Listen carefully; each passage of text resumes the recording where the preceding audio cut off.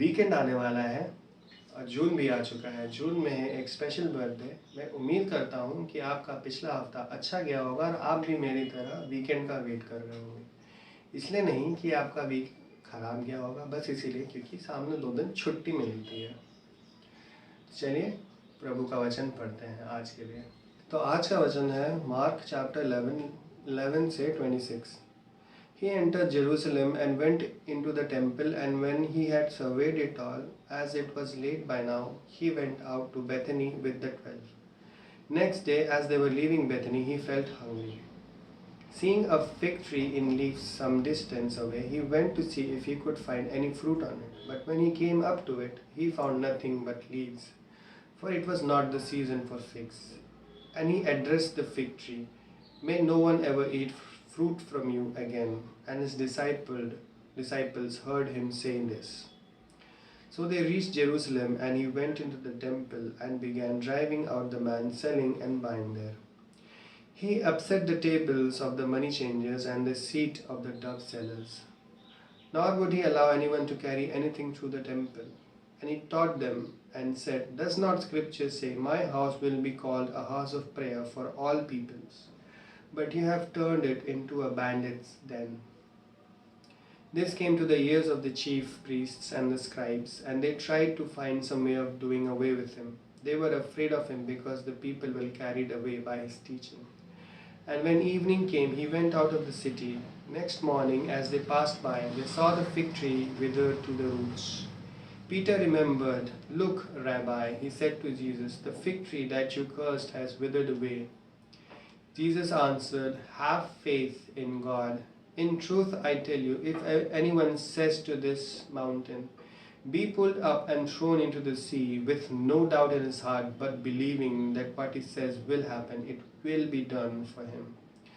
I tell you, therefore, everything you ask and pray for, believe that you have it already, and it will be yours. And when you stand in prayer, forgive whatever you have against anybody, so your Father in heaven may forgive your failings too." शक्ति, motivation और उम्मीद से भरपूर वचन था ये। आप अगर माउंटेन को बोलोगे कि यहाँ से हट जाए, तो फिर वो वहाँ से हटा दिया जाएगा।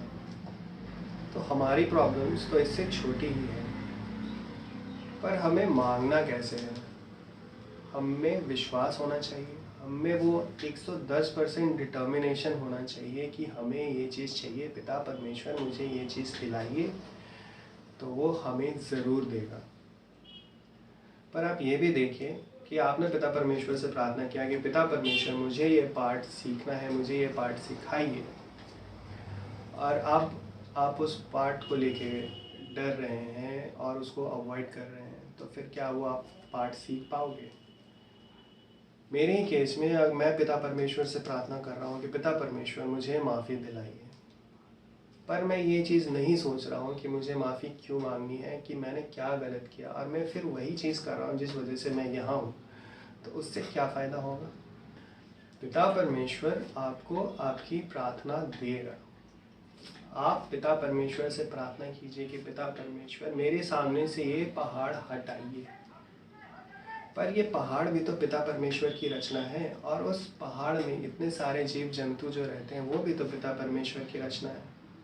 पर आपने पूरे डिटर्मिनेशन 110% डिटर्मिनेशन और विश्वास के साथ मांगा कि पिता परमेश्वर मुझे ये पहाड़ पार करना है सामने, ताकि मैं उस पार जा सकूं। तो पिता परमेश्वर आपको वो रास्ता दिखाएगा जिससे आप वो पहाड़ पार कर सको। जहाँ बाकियों को वहाँ पे पहाड़ दिखेगा, आपको वहाँ पे वो रास्ता दिखेगा जिस रास्ते से आप पहाड़ के उस पार जा सकेंगे। वो पहाड़ आपके लिए नॉन एग्जिस्टेंट होगा। तो अब वो पहाड़ को हमारे प्रॉब्लम से सब्स्टिट्यूट कर दीजिए और पिता परमेश्वर से प्रार्थना कीजिए कि पिता परमेश्वर मुझे इस पहाड़ के उस पार ले चलो, तो वो आपको वो रास्ता दिखाएगा जिससे आप पहाड़ को पार कर सकते हैं। चलिए पिता परमेश्वर की स्तुति करते हैं और एक गीत गाते हैं। प्यार से लाए तुझको चढ़ाए, भेंट हमारी स्वीकार